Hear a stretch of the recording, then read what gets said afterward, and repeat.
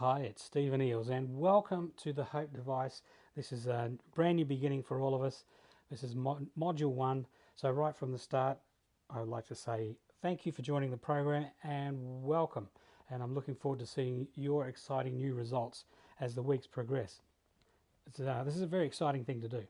So, first, let me tell you right from the start that it's your birthright to have, do, or be anything that you want. You don't have to earn it. You don't have to strive for it. You don't have to be worthy of it or feel that you're worthy or not worthy. Those thoughts aren't even yours. They've been handed to you. And they're the brick walls and obstacles that will block your progress and have you tangled up in doubt and procrastination for years. And of course, giving you the result that doubt and procrastination brings. So put those thoughts aside, stomp on them and kick them to the curb. You are a worthy being. You are loved. It's your birthright. Right, so let's get started. Owning up to where you are and what you did to create it is the first step in moving forward. This is where we stop blaming others and situations and environments, etc. It might be true that the government caused you some problems, or the banks are too greedy, or you've been ripped off, or whatever.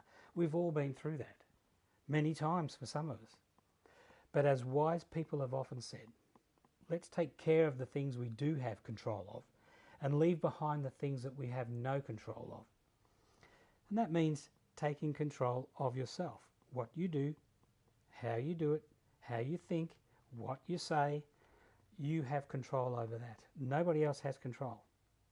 And incidentally, you don't have control over anyone else in that regard either.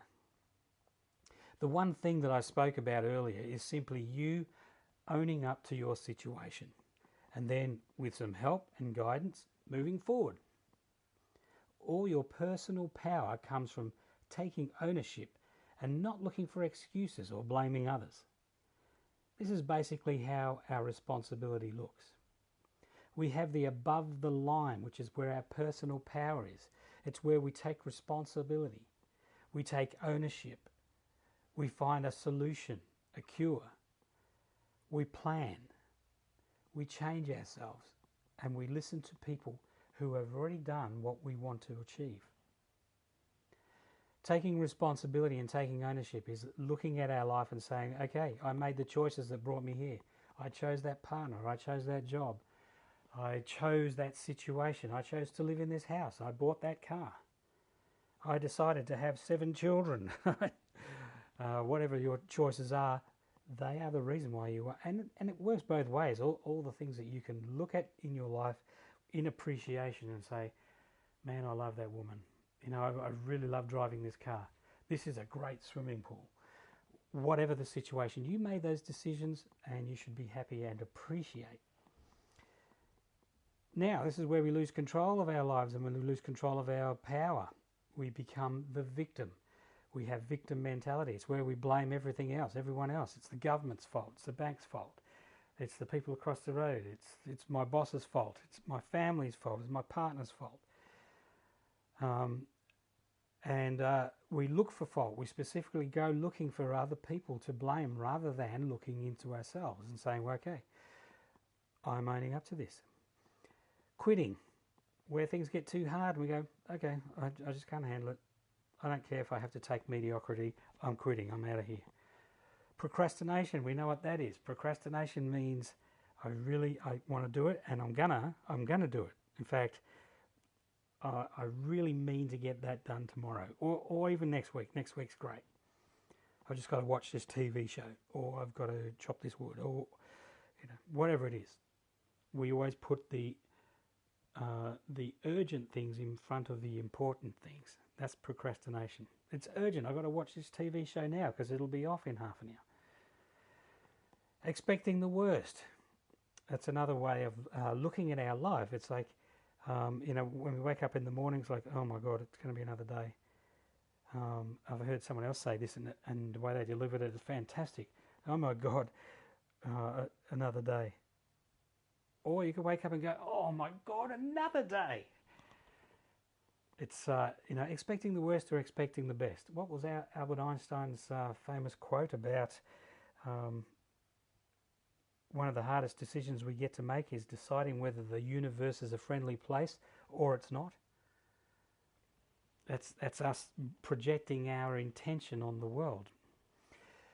And the other thing is ignoring good advice. Now, you're getting good advice right now from someone who's not only lived through this, but also studied it and learned it from other people that have taught from their experience as well. You can ignore, and in a daily situation, you can ignore your own good advice. You know, when it comes to making a decision, you can decide, I know I'm going to do this even though that's probably going to get me a better result, but this will be less pain and I can get it done quicker, or it'll be cheaper, or whatever. Listen to your own good advice as well.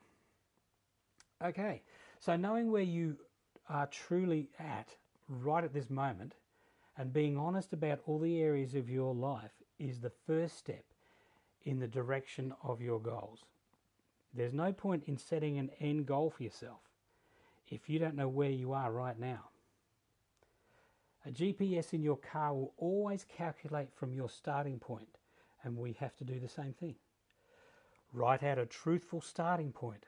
If you're flat broke, then you're flat broke, and that's okay. At least you know where you are right now. If you have a few cool $1 million stashed away, that's fine too.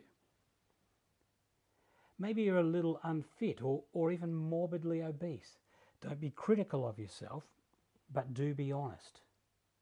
If you're in Seattle and you want to drive to LA, don't confuse your GPS by telling it that you're in North Dakota. You'll get the wrong directions and an incorrect ETA. You'll end up in a town called Disappointmentville town, whatever. So here's our very first exercise. Take ownership of everything. Don't allow yourself to give excuses. Make a list of the key areas that you want to improve. Now, I'm talking about the areas that you were thinking of when you decided to buy into your future, into changing your future by using the Hope device as your tool to get there. Make a list of those key areas. Under each heading, write an honest starting point. And next to that, write your goal for that area and put a date on it. For example, my current wealth status is, at next pay I'll get $500 and I'll have $500. Our goal and desire, okay? By December, coming into Christmas, or for those people who are forced to say holiday period, I want $10,000 in my bank, in my account. So we've got our starting point and we've got our end point. The next thing about the healthy me, my current status. I currently weigh 90 kilograms of body weight, but I want to be 80 kilos of body weight by the 30th of January 2018. Okay, so we're putting a deadline on it for ourselves. We're looking at it constantly, seeing how we need to improve, how we need to change things, and when we want it changed by. And just for the record, when I'm talking to my clients, I try to avoid using the words losing weight or lost weight, because our subconscious mind tends to help us find things we lose. So I find it best to use positive affirming terms like, I shed 10 kilograms this year, or I kicked the habit that caused whatever. Your subconscious mind loves to hear you talk about the new me. It paves the way for a complete reprogramming. Now, I would suggest that at the start, use these terms, use these phrases, but don't use them outside of your personal area, outside of your bubble. Don't talk about it with family, not at the start. Don't talk about it with friends. Keep it to yourself. Get your confidence in what you're saying and why you're saying it. As the modules progress, you'll understand why. Any other area of your life you want to improve upon should be listed in the same way. And this is our point A. Now, I know for some of us, the beginning phase of writing out our starting point might be just a little bit daunting, and our little procrastination demon sitting on our shoulder might tell us to, we can do that tomorrow. Oh, you can do that later. But don't worry, you can't get this wrong, so just get writing. You're going to feel great about actually making a bit of a move towards your goal.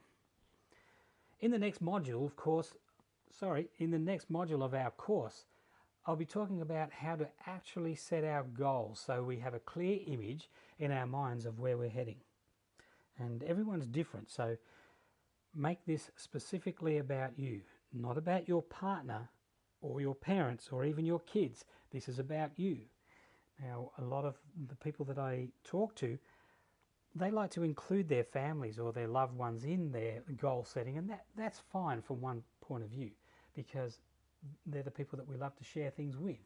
For instance, if you were taking yourself on a vacation, you would love your family to be there on the vacation with you. Well, I'd assume anyway. But this is specifically about you. So, like a lot of mothers I talk to, they include their kids in their hopes and dreams and goals.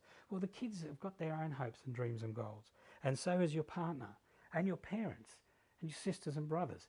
So make this selfish, and I'll tell you why we do things selfishly when it comes to this specific exercise. We'll talk about that in a later module. But this has to be a selfish thing between you and you. All right, so make your list, and I'll see you guys back here in a couple of days. All right, so make your list, and I'll see you guys back here in a few days for Module 2. Ciao.